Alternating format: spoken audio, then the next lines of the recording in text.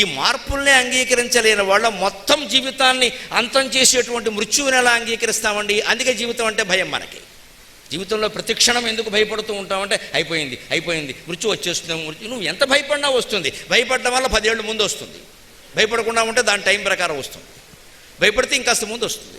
ఒక బండి నడుపుతున్నవాడు ఏదో పొరపాటుని తప్పుడు దారిలో వెళ్ళాడు అనుకోండి, కంగారు పడకుండా తప్పించుకుంటే అక్కడి నుంచి తప్పించుకోవచ్చు. కంగారు పడకుండా ఉండాలి. కంగారు పడ్డాడు అనుకోండి, ఖచ్చితంగా ఏం తప్పు చేయకూడదు అదే చేస్తాడు. జీవితమేనా అంతే. కంగారు పడ్డాం భయపడ్డాము అంటే ఆ మృత్యువు ముందే వస్తుంది.